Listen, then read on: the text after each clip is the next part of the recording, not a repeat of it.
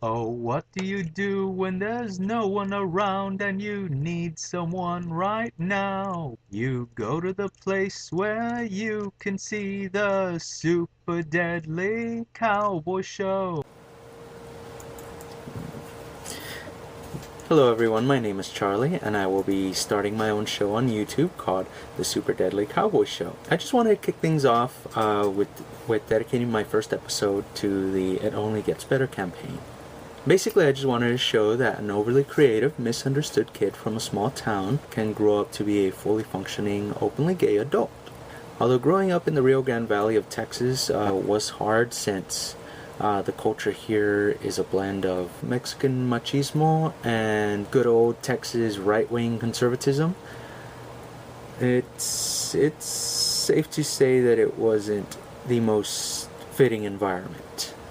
But I'm not saying that it's a bad place to live, but considering the fact that there is no sense of gay community here other than going to the clubs, there really was no role models that I could turn to for any kind of advice.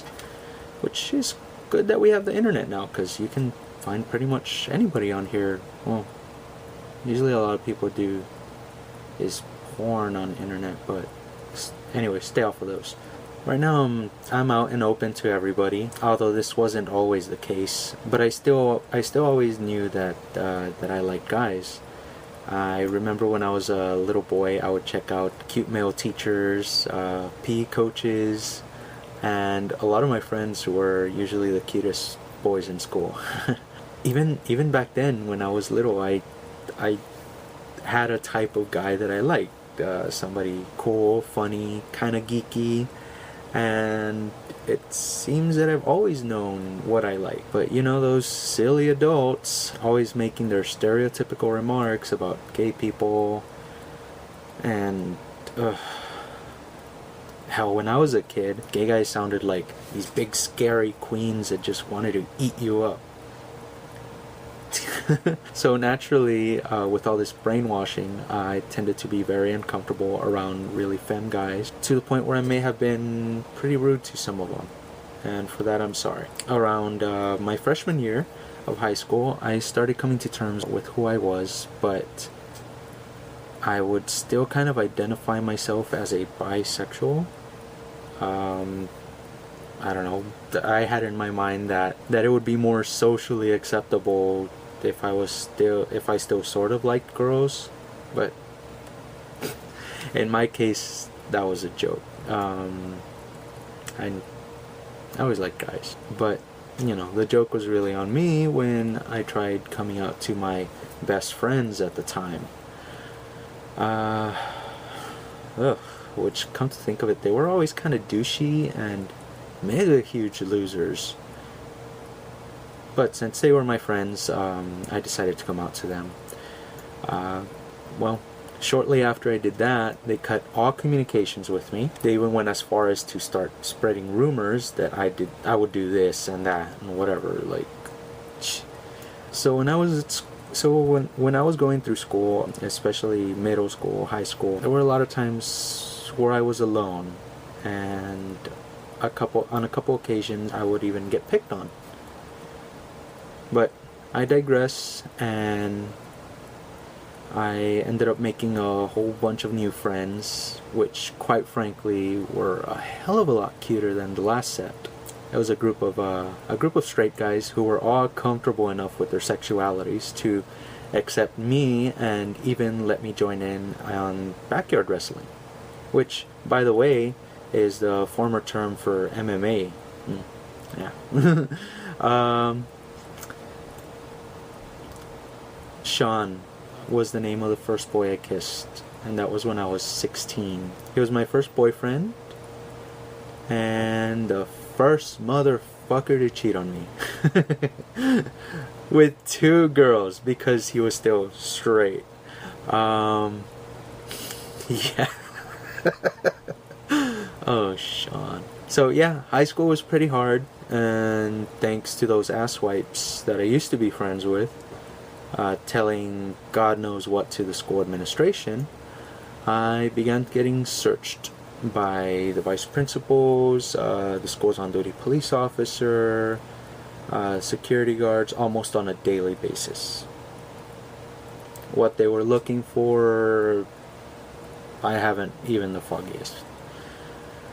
So that's part of the reason why I left school, which, you know, was not the brightest idea I've had. I don't know. Then afterwards I kind of kicked my feet around for a bit with some shitty jobs. Sometime later I got my GED, and all the while I just kept thinking about coming out to my mom almost every day. I remember I even called the Boys and Girls Town National Hotline, which their operators are a great help in many situations, but the guy that answered my call clearly had no knowledge of how to advise me. So several short, redundant responses later, I just hung up the phone. I love my mom, and I always felt that I could tell her anything, except for my problems as a gay man. Like the time I was working at this crummy ass restaurant named Taco something or other. Anyways, I was talking to my boss Eddie at the front counter, and he felt it easy to say something really rude to me. Basically what he said was, get back to work and tell that other faggot to get back to work too. By that other faggot, he was referring to this other gay guy that was working there, whose name also was Eddie. Well, bewildered as I was, I asked him, what did you just say? And him, being a smartass, he repeated it word for word. Well, I did what any faggot would do, and I slapped him clean across the face. Yeah.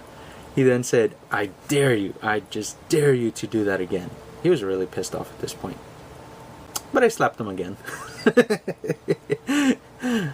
After I slapped him that second time, he said that I was fired. I said, okay, whatever. I went to go tell that other guy, Eddie, what had just happened, but he could really care less. So as I was leaving, I guess my boss, Eddie, he regretted and apparently forgot what had just happened, and asked me to get the restaurant ready for closing. That bitch already fired me, so yeah. I walked out the door. On my way out, I threw my apron at the counter and left. I forgot what I told my mom, but it wasn't the truth. Eventually I did come out to my mom, but I'll tell you that horror story next time. Yeah, it is a story. But you know, as disastrous as that event was, I did use that opportunity to finally come out with my mom, which she was more mad about what happened than me coming out to her, so that was kind of a smart move in a way. But when I told her, she said that she already knew, because a few weeks before that she had found and thrown away my stash of porn, most of which was tranny porn that, ironically enough, I was holding for another friend because he didn't want his mom to find it. Yeah, thanks. So no, but my mom, it took her some time to really understand where I was coming from.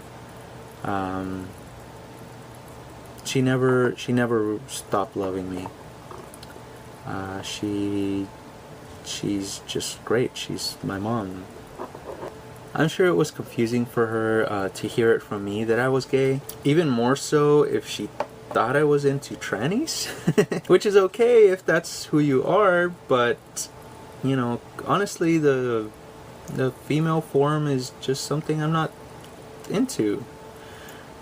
Anyways, the point being, you're not the only one going through stuff like this. There's a whole world of people out there with similar experiences.